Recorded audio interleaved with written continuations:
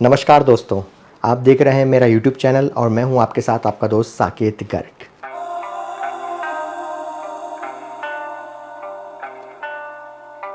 आज के इस वीडियो में हम बात करेंगे राजस्थान के अंदर लोकसभा के चुनाव का क्या रिज़ल्ट रहने वाला है एग्ज़िट पोल्स के मुताबिक, उसके बारे में।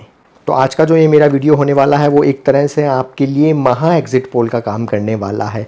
महा एग्ज़िट पोल में से क्यों कह रहा हूँ, वो इसलिए कह रहा हूँ क्योंकि जितने भी मेन एग्ज़िट पोल्स, जो बड़े बड़े एग्ज़िट पोल्स हमारे सामने आए हैं टीवी पर, न्यूज़ मीडिया के अंदर, मैं उन सभी एग्ज़िट पोल्स के बारे में आपको इस एक ही वीडियो में बताने वाला हूँ और उन पोल्स का भी एक पोल करके आपको आंकड़ा बताने वाला हूँ कि क्या कह रहे हैं एग्ज़िट पोल, कि जिसके हिसाब से राजस्थान में क्या रिज़ल्ट रहने वाला है लोकसभा चुनाव के अंदर राजस्थान की 25 सीटों के ऊपर।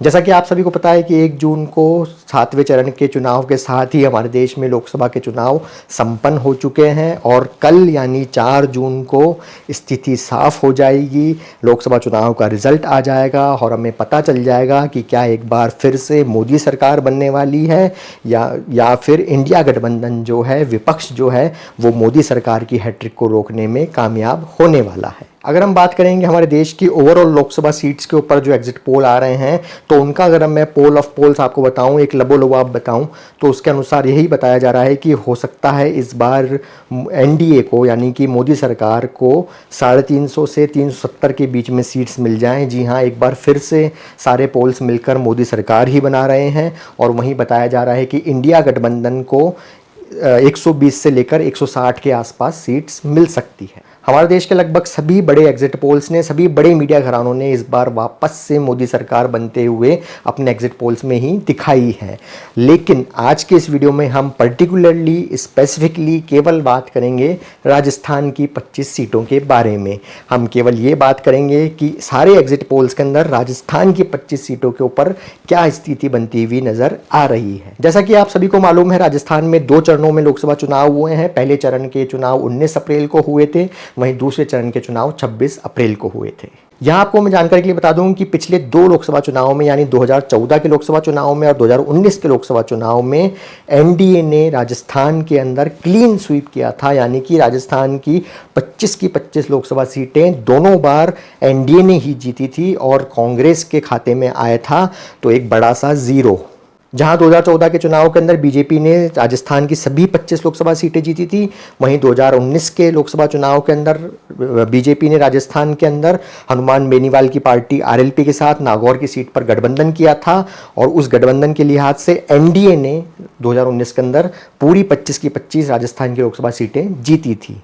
जब 2 बार से लगातार राजस्थान के अंदर एनडीए क्लीन स्वीप करती हुई आ रही है, तो इस बार कांग्रेस के खाता खुलने के चांसेस क्या नज़र आ रहे हैं, ये हमें आगे इसी वीडियो में मालूम चलेगा। लेकिन जैसी अटकलें लगाई जा रही हैं उसके हिसाब से तो जी हाँ, यही कहा जा रहा है कि इस बार हो सकता है कांग्रेस का खाता राजस्थान में खुल जाए। ऐसी अटकलें लगाए जाने के पीछे 2 बड़े रीजंस हैं। पहला रीज़न है कम मतदान प्रतिशत। जी हाँ, अगर हम 2019 के लोकसभा चुनाव से इस बार के मतदान प्रतिशत को कंपेयर करें तो उसके अंदर 5% के आसपास की गिरावट रही है।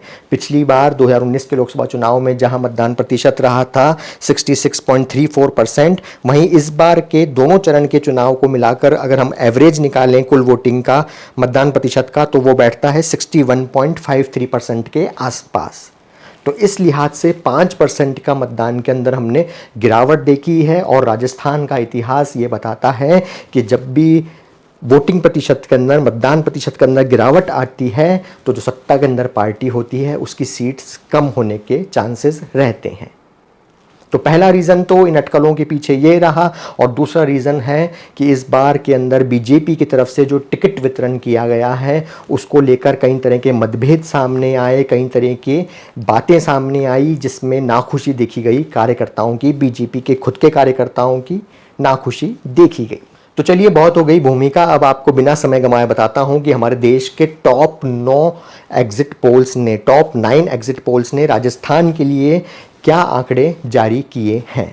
राजस्थान में लोकसभा की कुल मिलाकर 25 सीटें हैं। अगर हम सबसे पहले बात करें न्यूज़ 18 इंडिया के एग्जिट पोल के बारे में, तो उसके अनुसार राजस्थान के अंदर बीजेपी को 18 से 23 सीटें मिलती हुई नजर आ रही है, वहीं कांग्रेस प्लस को 2 से 7 सीटें मिलती हुई नजर आ रही है और अन्य के खाते में वे 0 सीट दे रहे हैं। वहीं अगर हम बात करें एबीपी न्यूज़ और सी वोटर्स के एग्जिट पोल के बारे में, तो उसके अनुसार बीजेपी को 21 से 23 सीटें मिलती हुई नजर आ रही हैं। वहीं कांग्रेस प्लस को 2 से 4 सीटें मिलती हुई नजर आ रही हैं और अन्य के खाते में एबीपी सी वोटर्स भी दे रहे हैं 0 सीट। वहीं अगर अब हम बात करें टाइम्स नाउ न्यूज़ चैनल के एग्जिट पोल के बारे में, तो उनके अनुसार राजस्थान में बीजेपी को 18 सीट मिलती हुई नजर आ रही है। वहीं कांग्रेस प्लस को 7 सीटें मिलती हुई नजर आ रही हैं और अन्य के खाते में 0। अब बात करते हैं टीवी 9 भारतवर्ष और पोलस्टार्ट के एग्जिट पोल के बारे में, तो उसके अनुसार राजस्थान के अंदर बीजेपी को 19 सीटें मिलती हुई नजर आ रही है। वहीं कांग्रेस प्लस को 5 सीटें मिलती हुई नजर आ रही है और उसी के साथ ही टीवी 9 भारतवर्ष और पोलस्टार्ट का एग्जिट पोल अन्य के खाते में भी 1 सीट देता हुआ नजर आ रहा है। इसके बाद में अगर हम बात करें न्यूज़ 24 और चाणक्य के एग्जिट पोल के बारे में, जो कई बार सही भी नजर आता है होता हुआ, तो वो उसके अनुसार राजस्थान के अंदर बीजेपी को 22 सीटें मिलती हुई नजर आ रही हैं। वहीं कांग्रेस प्लस को 2 सीटें मिलती हुई नजर आ रही है और अन्य के खाते में ये भी 1 सीट देते हुए नजर आ रहे हैं। इसके बाद अगर हम बात करें इंडिया टीवी सीएनएक्स के एग्जिट पोल के बारे में, तो उसके अनुसार बीजेपी को राजस्थान में 21 से 24 सीटें मिलती हुई नजर आ रही हैं। वहीं कांग्रेस प्लस को 2 से 4 सीटें मिलती हुई नजर आ रही हैं और अन्य के खाते में ये भी दे रहे हैं 0। इसके बाद अगर हम बात करें रिपब्लिक और मैट्रिक्स के एग्जिट पोल के बारे में, तो उसके अनुसार राजस्थान में बीजेपी को 22 से 24 सीटें मिलती हुई नजर आ रही हैं। वहीं कांग्रेस को 0 से 3 सीटें मिलती हुई नजर आ रही हैं और अन्य के खाते में वे दे रहे हैं 0 से 1 सीट। इसके बाद अगर हम बात करें जी न्यूज़ के एग्जिट पोल के बारे में, तो जी न्यूज़ के एग्जिट पोल के अनुसार राजस्थान में बीजेपी को 15 से 19 सीटें मिल सकती हैं। वहीं कांग्रेस प्लस को राजस्थान के अंदर 6 से 8 सीटें मिल सकती हैं और अन्य के खाते में जी न्यूज़ का एग्जिट पोल दे रहा है 0 सीट्स। वहीं अगर हम आखिरी बात करें इंडिया टुडे और एक्सेस माय इंडिया के सर्वे के बारे में, तो वे दे रहे हैं राजस्थान में बीजेपी को 16 से 19 सीटें। वहीं कांग्रेस प्लस को 5 से 7 सीटें और अन्य के खाते में वे दे रहे हैं 1 से 2 सीटें। तो ये थे हमारे देश के टॉप 9 एग्जिट पोल्स के आंकड़े, जिनके अनुसार बताया जा रहा है कि राजस्थान के अंदर बीजेपी की, कांग्रेस प्लस की और अन्य की कितनी सीटें आने की संभावना है। मैं ये सभी बड़े एग्जिट पोल्स के आंकड़े समराइज करके आपके लिए इसलिए लेके आया हूं ताकि एक दिन पहले ही 4 जून यानी कल से एक दिन पहले ही, आज जब 3 जून को आप ये वीडियो देख रहे हैं, तो आपके माइंड के अंदर आपके एक पिक्चर क्लियर हो जाए कि राजस्थान में इस बार के लोकसभा चुनाव के रिजल्ट क्या रह सकते हैं। अब अगर हम बात करें कि अगर इन पोल्स का एक पोल हम करें, इन सभी 9 पोल्स का अगर हम एक एवरेज निकालें तो वो क्या निकलता है, तो उसके अनुसार निकलता है कि राजस्थान में बीजेपी को 25 में से 19 से 21 सीटें मिल सकती हैं। वहीं कांग्रेस प्लस को 2 से 5 सीटें मिल सकती हैं और वहीं अन्य के खाते में 0 से 1 सीट आती हुई नज़र आ सकती है। यहाँ मैं आपको एक डिस्क्लेमर भी दे दूं कि ये ज़रूरी नहीं है कि ये जो एग्जिट पोल्स मैंने आपको बताए हैं, जो विभिन्न एजेंसीज़ के द्वारा किए गए हैं मीडिया घरानों के साथ मिलकर, वो सही साबित हों। हमने कई बार देखा है, कई चुनावों में देखा है कि सारे के सारे एग्जिट पोल एक साथ औंधे मुँह गिर जाते हैं, एकदम उल्टे आते हुए नज़र आते हैं। अगर हम 2019 के ही लोकसभा चुनाव की बात कर लें, तो 2019 के लोकसभा चुनाव के अंदर सभी बड़े एग्जिट पोल्स ने राजस्थान के अंदर बीजेपी के क्लीन स्वीप को, एनडीए के क्लीन स्वीप को प्रेडिक्ट नहीं किया था। जी हाँ, सभी बड़े एग्जिट पोल्स ने, ज़्यादातर बड़े एग्जिट पोल्स ने राजस्थान के अंदर कांग्रेस को 2, 3, 4, 5, 1, 2 सीट्स ज़रूर दी थी। लेकिन रिजल्ट क्या आया था? एनडीए ने राजस्थान में सभी 25 की 25 सीटें जीत ली थी और क्लीन स्वीप कर दिया था। इसीलिए मैंने आपको कहा कि ज़रूरी नहीं है कि जो एग्जिट पोल बोलें वो बिल्कुल सही हो या वो सही आंकड़ा, सही पिक्चर हमें दिखा पाए। कई बार वो उल्टे भी साबित होते हैं और कई बार वो गलत भी साबित होते हैं। एग्जिट पोल के साथ ही इन सालों के अंदर एक और पोल बहुत ज़्यादा उभर कर सामने आता है मीडिया रिपोर्ट्स के अंदर, हमारी आम चर्चा के अंदर, वो है सट्टा बाज़ार का पोल। जी हाँ, फलौदी सट्टा बाज़ार, सीकर सट्टा बाज़ार, मुंबई सट्टा बाज़ार इत्यादि कई सट्टा बाज़ार भी बताया जाता है कि चुनावों के ऊपर अपना एक सर्वे जारी करते हैं कि भाई किसकी कितनी सीटें आ रही हैं, उस हिसाब से वे भाव तय करते हैं। अगर मैं सट्टा बाजार के हिसाब से आपको आंकड़े बताऊं तो जो मीडिया रिपोर्ट्स के अनुसार मुझे मालूम पड़ा है, मेरी कोई जानकारी नहीं है, पर्सनल जान पहचान नहीं है, ना फलौदी सट्टा बाजार में, ना मुंबई सट्टा बाजार में, ना सीकर सट्टा बाजार में, ना बीकानेर सट्टा बाजार में। तो जो मैं आपको बता रहा हूं वो मैंने मीडिया रिपोर्ट्स के अंदर ही पढ़ा है या फिर मैंने वही जो न्यूज़ चैनल्स पर देखा है। तो उसी के अनुसार बताया जा रहा है कि सट्टा बाजार भी इस बार राजस्थान में कांग्रेस को 2 सीटों से लेकर 5 सीटें तक देता हुआ नजर आ रहा है। वहीं बीजेपी को इस बार 18 से 20 सीटें ही देता हुआ ही नजर आ रहा है सट्टा बाजार भी। इस हिसाब से भी और एग्जिट पोल के हिसाब से भी अगर हम देखें तो हो सकता है कि इस बार राजस्थान में कांग्रेस अपना खाता खोलने में कामयाब हो जाए। अगर इस बार राजस्थान के अंदर कांग्रेस अपना खाता खोलने में कामयाब हो जाती है तो ये कांग्रेस के लिए एक बहुत बड़ी जीत होगी। बहुत बड़ी जीत क्यों होगी? क्योंकि कांग्रेस के संगठन की हालत हम राजस्थान में हर रोज देखते हुए आ रहे हैं। अशोक गहलोत और सचिन पायलट गुट की लगातार खींचतान चलती नजर आ रही है। वहीं साथ के अंदर कई जिलों के अंदर अभी भी कांग्रेस का संगठन बेसिक लेवल तक पे मजबूत नहीं हुआ है।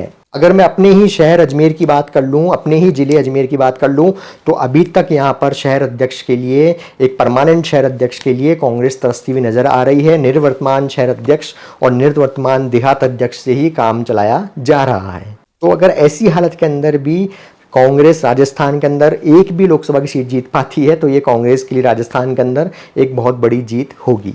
वहीं साथ ही अगर कांग्रेस इस बार अपना खाता राजस्थान में खोलने में कामयाब हो जाती है और जिस तरह के आंकड़े बताए जा रहे हैं कि इस बार कांग्रेस राजस्थान के अंदर 5, 7, 2 सीट तक जीत सकती है, तो इस केस के अंदर ये एक सेटबैक होगा बीजेपी की नई जो गवर्नमेंट बनी है राजस्थान में उसके लिए। जी हाँ, भजनलाल सरकार के लिए भी एक सेटबैक होगा, उनकी कार्यशैली के ऊपर एक प्रश्न चिन्ह होगा, साथ ही भजनलाल जी के नेतृत्व के ऊपर भी एक प्रश्न चिन्ह होगा। बीजेपी के अंदर ही गुटबाजी बढ़ेगी, उनके खिलाफ जो है माहौल बनना शुरू होगा कि भैया देखिए लास्ट 2 लोकसभा चुनाव 2019 और 2014 के लोकसभा चुनाव में 25 में से 25 सीट आ गई, लेकिन अभी सरकार आई है 4-5 महीने पहले ही और उसके बावजूद हम देखिए कुछ सीट्स हार गए हैं। तो अगर ऐसा होता है तो इसका ठीकरा फूटेगा तो किसके ऊपर? सरकार के ऊपर और संगठन के ऊपर।